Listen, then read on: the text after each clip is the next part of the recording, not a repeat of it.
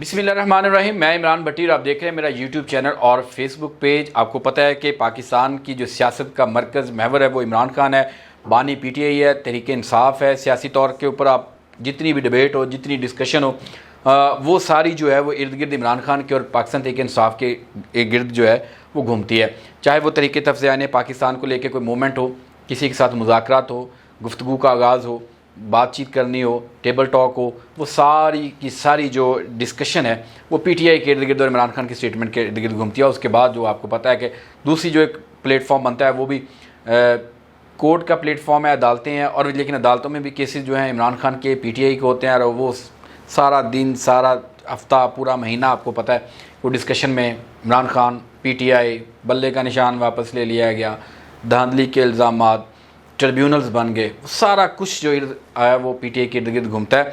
तो पीटीआई की अपनी इंटरनल पॉलिटिक्स, पीटीआई के लोगों के ख़िलाफ़ जो एक रिपोर्ट तैयार की गई है। आपको पता है कि जब इमरान खान ज़मान पार्क में था उस वक्त भी इमरान खान ने अपना एक विंग बनाया हुआ था जो लोगों के बारे में इंफॉर्मेशन इकट्ठी करता था, पीटीआई के लोगों के बारे में, क्योंकि उसमें टिकट्स की अनाउंसमेंट थी। इमरान खान ने सारा वर्क किया हुआ था, लोगों को लगाया हुआ था कि हल्कों में पता करें कौन कितना एक्टिव मुतहरिक है।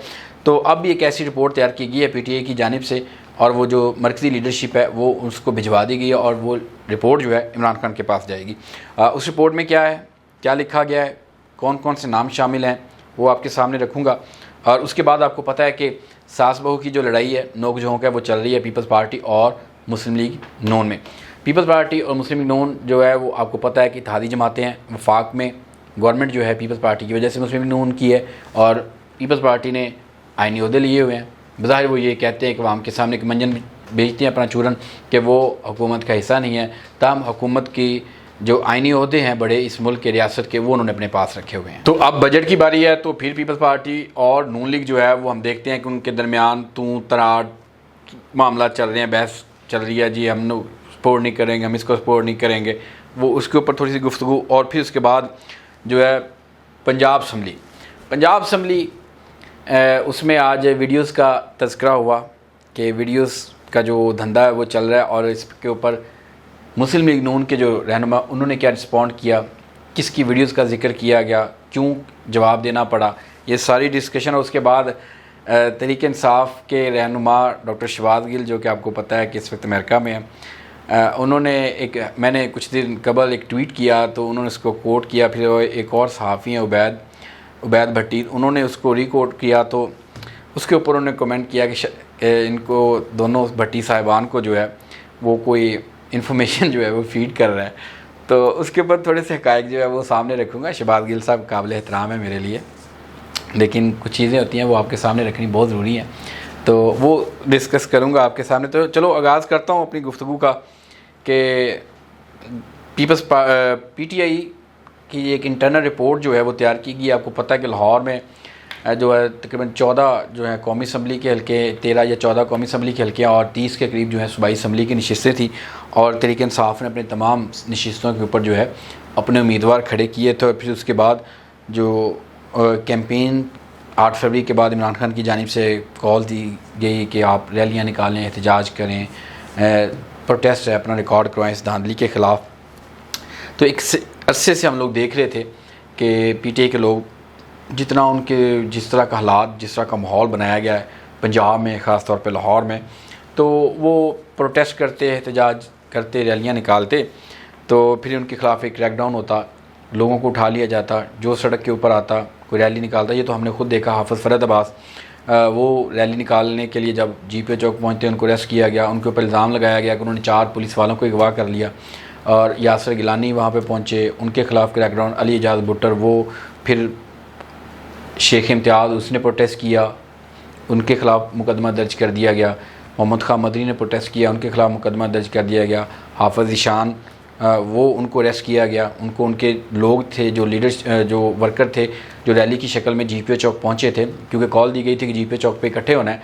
तो फिर वहाँ पे उनको उनके वर्कर्स थे जो साथ थे, उनके साथी थे, वो उनको खींचते रहे कि चले यहाँ से निकलते हैं। लेकिन जो हाफिज़ ईशान रशीद हैं उन्होंने मज़ामत की, उन्होंने कहा नहीं मैं यहाँ पे खड़ा हूँ, मैं भागने वालों में से हूँ। फिर पुलिस ने उनको अरेस्ट किया। इस तरह दीगर लीडरशिप थी, प्रोटेस्ट की कॉल दी। तो उसके पर एक रिपोर्ट तैयार की गई है तहरीक इंसाफ की जानिब से उस रिपोर्ट में तकरीबन जो लाहौर के टिकट होल्डर्स हैं, MPAs हैं, MNAs हैं, MNAs के जो टिकट होल्डर थे यानी कि कौमी असम्बली के लिए, तो उनकी कारकर्दगी रिपोर्ट जो है वो तैयार की गई और वो लीडरशिप को और फिर उसके बाद इमरान खान के पास जो है वो जाएगी।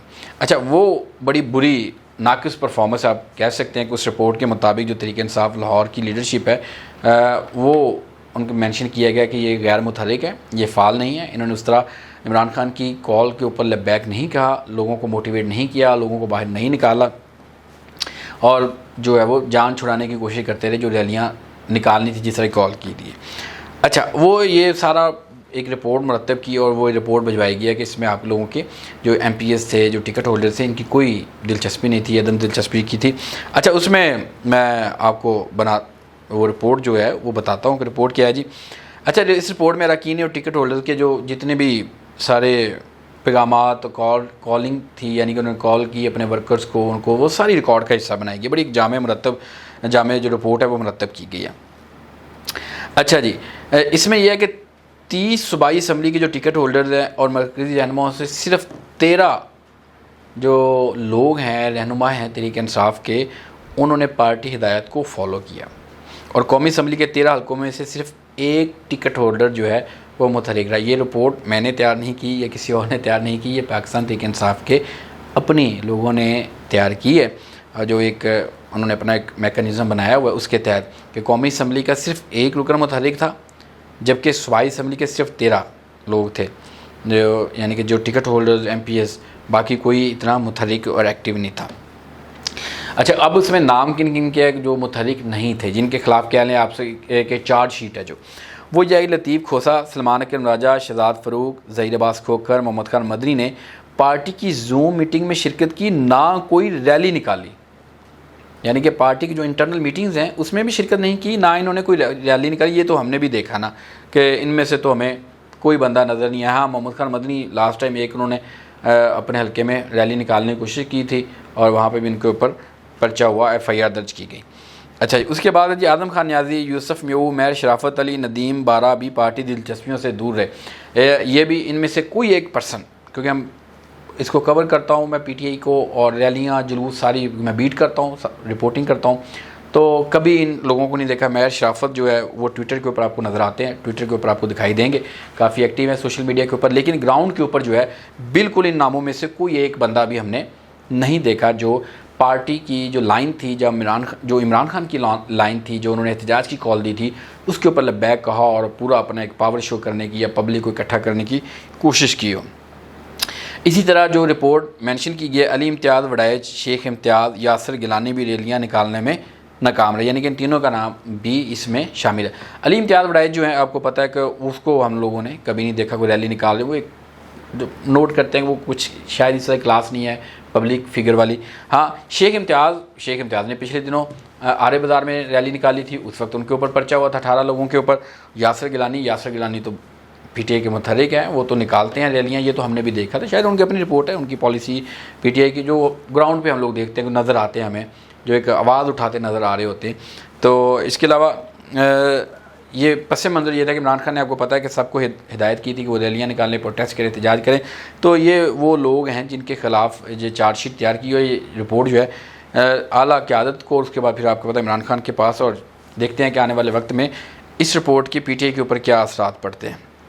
फिर उसके बाद अगला डिस्कस करते हैं कि पीपल्स पार्टी और जो है नून लीग के दरमियान जो नोक झोंक जारी है, टॉम एंड जेरी वाली लड़ाई है इनके दरमियान, एक दूसरे से लैदा भी नहीं हो सकते और इकट्ठे चलने वाला वो एक पूरा वो ड्रामा भी करते हैं कि हम लोगों के दरमियान इख्तलाफात हैं, ये हमारी बन रही है, हमें लूप में नहीं लिया जा रहा। आपको पता है कि जब बजट पेश किया जाना था जिस दिन, उस दिन पीपल पार्टी लैदा हो गई, फिर मनाने के लिए सागडार और दीगर लोग गए इनको क्या आप आएँ। बिलावल भुट्टो ने फिर 2 लोगों को भेज दिया, 3 लोगों को आप जाएँ, जी हमसे पूछा नहीं गया, बजट में हमारी राय नहीं ली गई, तजावीज़ नहीं ली गई, तो हम इसका हिस्सा नहीं, ये वो सारा वो आपको पता है। प्लानिंग पीपल्स पार्टी बिल्कुल इसका हिस्सा है हर किस्म के मामले में। देखें, अगर पीपल्स पार्टी इन चीज़ों के पब्लिक की सपोर्ट करती है तो फिर क्यों नहीं हट जाती, साइड पे हो जाए।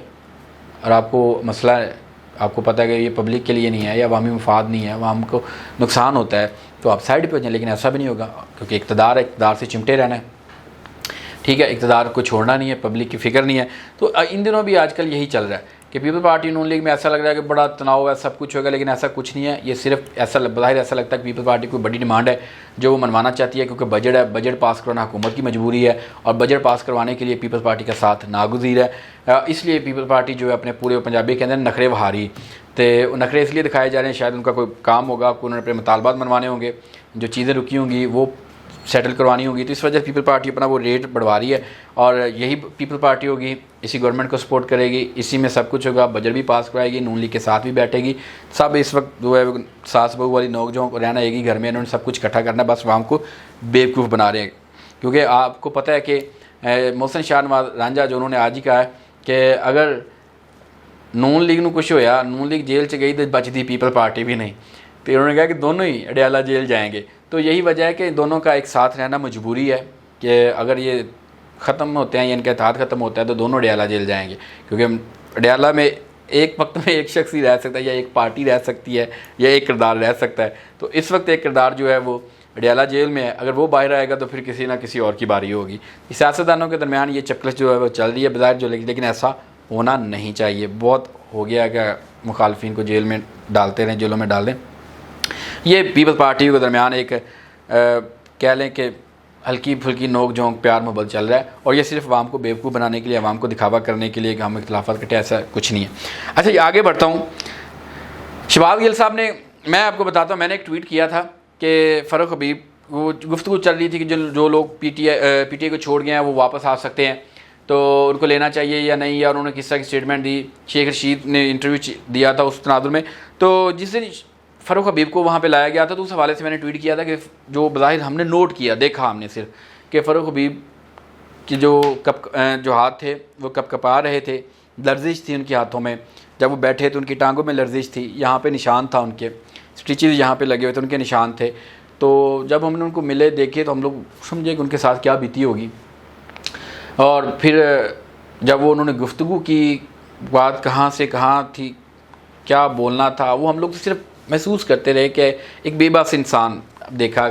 तो पीटीआई के लोग अपना, उनका नज़रियात हैं, अपना वो सोच सकते हैं कि कुछ भी होगा, लेकिन हमने बहसीत रिपोर्टर, क्योंकि हमने वहाँ पे देखा था, तो वो नोट किया, मैं भी था और भी सहाफ़ी थे जिन्होंने नोट किया ये सारा कुछ। बाद में क्योंकि जो प्रेस कॉन्फ्रेंस हुई तो उस वक्त भी हम लोग बैठे रहे, तो गुफ्तगू की ना वैसे दूसरे रूम में, तो उस वक्त भी लगा कि फ़ारूक हबीब जो है वो अपने यानी कि ठीक होशो हवास में नहीं है, गुफ्तगू वो कर रहा है, ज़ुबान वो उसकी है लेकिन अल्फाज उसके नज़र नहीं है, यानी कि एक दिमाग जैसे उसकी सेंस नहीं हो। तो वो तो उस तनाजुर से जो नोट किया था वो लिखा। तो लेकिन डॉक्टर शहबाज गिल साहब जो हैं उन्होंने एक कहा, ट्वीट किया, कोट किया कि आपका ख्याल है कि दोस्तों को कौन ये इन्फॉर्मेशन फीड कर रहा है, वो कौन है जो फ़ारूक हबीब साहब को मज़लूम बनाकर पेश कर रहा है, वो कौन है, नीचे कमेंट में बताएं, देखते हैं कितने लोगों को पता है। और ये दोनों भट्टी साहिबान क्या मुश्किल है, ये दोनों भट्टी साहब, उबैद भट्टी ने इसको रिकोट किया था मेरे इस ट्वीट को। तो ये तो हमारी एक ऑब्जर्वेशन थी ना, हमने इसको किया जो लगा हमें कि यार ऐसा नहीं है, वो बंदा जिस तरह। अच्छा, मज़े की बात, अब थोड़ा सा इसको बताओ, फ़ारूक हबीब के साथ इतना ज़्यादा ताल्लुक़ नहीं था, फ़ारूक हबीब को वफाक में था, फैसलाबाद, तो इतना तो डॉक्टर शहबाज गिल साहब को तो हम जानते थे, शायद शहबाज गिल साहब भी जानते हो, क्योंकि जब ये तर्जमान पंजाब हुकूमत बने थे तो उस वक्त जब पहली दफ़ा आए थे तो हमने भी उनके साथ यानी कि थोड़ा सा काम किया। और उस वक्त गिल साहब 3-4 दोस्त ही थे जो अच्छे थे या इनके करीब थे, शायद ये उनको इन्फॉर्मेशन फीड करते हो, हम लोग उस कैटेगरी में नहीं थे इन्फॉर्मेशन फीडिंग वाले। तो उस वक्त भी इनके साथ अच्छा कोऑर्डिनेशन नहीं थी, गिल साहब के साथ इतना रब्ता नहीं है ना अभी है, तो शायद इनको समझने में कुछ हुआ हो कि अगर गिल साहब ने उस वक्त हमें इन्फॉर्मेशन फीड नहीं की तो अभी गिल साहब कोई इन्फॉर्मेशन फीड नहीं कर सकता। आपका अपनी राय है, आपने लिखा कि कोई इनको इन्फॉर्मेशन फीड कर रहा है, या हम लोग फ़ारूक हबीब को कोई सेफ हैंड देने की या कोई उनकी साथ हमदर्दी की या उनकी मज़लूमियत का प्रचार करे, ऐसा नहीं है। ये सिर्फ जो देखा था, जो ऑब्ज़र्व किया था वो लिखा। बाकी आपकी अच्छा, मैं थोड़ा सा एक तनाज़ुर इसमें बता देता हूँ कि जब वो हम बैठे हुए थे ना वहाँ पे, तो कोई चाय उन्होंने पी और सारे दोस्त सहाफ़ी बैठे हुए थे, तो वो जाने लगे फ़ारूक हबीब। तो मैंने उन्होंने कहा कि फ़ारूक साहब आप एक वैसे आप कह लें कि तंज़िया कह लें या किसी भी तरह, वो उठ के जाने लगे, अच्छा जी चलते हैं। मैंने उन्हें कहा बैजो फ़ारूक भाई बैजो यार, काफ़ी अरसे बाद ना मुस्कुरा के अंदाज से मैंने कहा काफ़ी अरसे बाद मंजर आम पे आए हो, वो गलबात कर लो। तो उनका रिएक्शन मैं आपको बताता हूँ, आप बिलीव कीजिएगा, हम सब के लिए हैरानगी थी ये। तो वो उधर कहता है सारे दोस्तों को, ओ बैजो बैजो बैजो, ये अल्फाज, बैजो बैजो बैजो यार, बैठो यार, कोई गल नहीं, कोई मसला नहीं। भट्टी ने कहना रोज़ रोज़ कहना है, भट्टी ने अज कहा था तो बैजो यार, ऑन चोई सब लियाओ, चाय पियाओ, सारे केक खिलाओ, इन्होंने सारा कुछ और हम लोग लिटरली देख के हैरान हो गए कि फ़ारूक हबीब ये क्या, इसकी सेंस किधर गई, क्या बातें कर रहा है। फिर हमारे जो दूसरे कोलीग्स बैठे हुए थे, 2 सीनियर थे सहाफ़ी, उन्होंने फिर इशारा किया कि अब आप ना कोई ऐसी गुफ्तगू ना कीजिएगा, क्योंकि उनकी ज़हनी हालत में अंदाज़ा हो रही थी। तो ये वो सारी चीज़ थी। तो इसके ऊपर जो ऑब्ज़र्व किया था मैंने लिखा। और गिल साहब ऐसा नहीं है, बहुत सारे दोस्तों ने ये कहा कि ये बिकाऊ हैं, ये किसी के पे रोल पे हैं। हर एक की अपनी राय है, क्योंकि आज़ादी इज़हार के हम लोग तो हक में है, हर एक को बोलने का हक है, हर एक को अपने इज़हार का हक है, लिखें जो दिल लगता है। अगर हम लोग इसके ऊपर कदम लगाएंगे, इसको कहेंगे कि आपने मेरे ऊपर ये कर दिया वो कर दिया, तो फिर हम लोग किस तरह इस आज़ादी इज़हार के प्रचार के अलंबरदार हो सकते हैं। बिल्कुल राइट है, जो आपका दिल करता है लिखे, लेकिन हक़ाइक़ ये हैं कि ऐसा सच कुछ नहीं है। जो लोग दोस्त जानते हैं उनको पता है कि ना तो किसी के साथ कोई लाइन, ना कोई ऐसा मामला, ना कोई चीज़, ना इस पर हम बिलीव करते हैं, ना होता है। अगर होता तो गिल साहब जिन दिनों आपने चीज़ें फ़ेस की हैं उन दिनों हमने भी कुछ फ़ेस किया हुआ है, लेकिन कभी वो जिक्र नहीं कर सकते या नहीं किया, नहीं है, इसको हाईलाइट नहीं किया। बहुत गुजरे हैं हम पे भी दिन, हम लोगों ने इन चीज़ों को फ़ेस किया। लेकिन इतना, सिर्फ इतनी रिक्वेस्ट है कि इतना अच्छा नहीं है कि अगर एक कोई आपकी सोच से या आपके नज़रिए से बात नहीं वो मैच हो रही या उसके साथ नहीं हम मांगी हो रही, तो सिर्फ है कि ख्याल रखा करें आप दोस्तों का कि ऐसा नहीं है कि अगर आपके साथ आपकी ज़हनी हम-आहंगी हमारी नहीं हुई या एक ऐसा नुक्ता आपको पसंद नहीं आया तो फ़ौरन ये कि कोई इन्फॉर्मेशन फीड कर रहा है या पे रोल पे हैं या कोई बिकाऊ माल है। बिकाऊ माल होंगे तो पता नहीं कितने से कितने पहुँचे होंगे। और बाकी खैर आपकी अपनी राय है, मैं बिल्कुल इसका एहतराम करता हूँ, आप बिल्कुल बोलने में ज़्यादा, लेकिन यह है कि सिर्फ इतना है कि आपके साथ जो हुआ उसकी भी हम लोग मज़म्मत करते हैं, इसमें तो कोई शक नहीं है, ऐसा नहीं होना चाहिए। लेकिन आपके पास एक ये है कि आप बाहर चले गए, आप वहाँ पे बोल रहे हैं या अपना इजहार ख्याल कर रहे हैं लोग, लेकिन जो जहाँ पे हैं लोग बाहर नहीं जा सकते, और जो उनके साथ हुआ इमेजिन करें कि उनके साथ क्या हो रहा होगा और कितने मजबूर होंगे जिन्होंने ये सब कुछ किया। बहरहाल ये सब कुछ काबिल मज़म्मत है। अच्छा, लास्ट में थोड़ा सा इसको वाइंड अप करता हूँ। पंजाब असम्बली का बजट इजलास है, उसमें बहस हुई, तो उसमें अब हुकूमती रुकन है राजा शौकत अजीज़ भट्टी, उन्होंने तनकीद की पीटीआई के ऊपर, इमरान खान के ऊपर, कुछ वीडियोज़ का जिक्र किया, वीडियोज़ हैं ये ऐसे। तो फिर वहाँ से अपोजिशन बेंच से आवाज़ें लगे कि आपकी चीफ मिनिस्टर की भी वीडियोज़ बन रही हैं, बहुत सारी उनकी वीडियोज़ हैं। तो फिर राजा शौकत अजीज़ भट्टी ने कहा हाँ जी बिल्कुल उनकी वीडियोज़ बन रही हैं, मरीम नवाज़ की वीडियोज़ बन रही हैं, हमें पता है, लेकिन उनकी वीडियोज़ हैं वो कारकर्दगी की बन रही हैं, परफॉर्मेंस की बन रही हैं, वो उनके विज़िट हैं, उनके प्रोजेक्ट्स हैं, उनकी वीडियोज़ बन रही हैं। तो आपकी वीडियोज़ कुछ और, यानी किस तरह वो वीडियोज़ का तज़किरा कहीं से बात निकली कहीं, और आज इंतहाई गैर मुनासिब अल्फाज, गैर अखलाकी, गैर पार्लिमानी अल्फाज यूज़ हुए, लेकिन बदकिस्मती का आज उसको स्पंज नहीं किया गया, यानी कि हज़फ नहीं किया गया उनको। तो ये नोक झोंक चल रही है, और ये आज की सारी सिचुएशन थी जो मैंने आपके सामने रखी। आपको मेरी वीडियो अच्छी लगे तो मेरा चैनल ज़रूर सब्सक्राइब करें, बेल आइकन का बटन भी ज़रूर दबाएँ और इसको शेयर करना मत भूलिएगा। अल्लाह हाफिज़।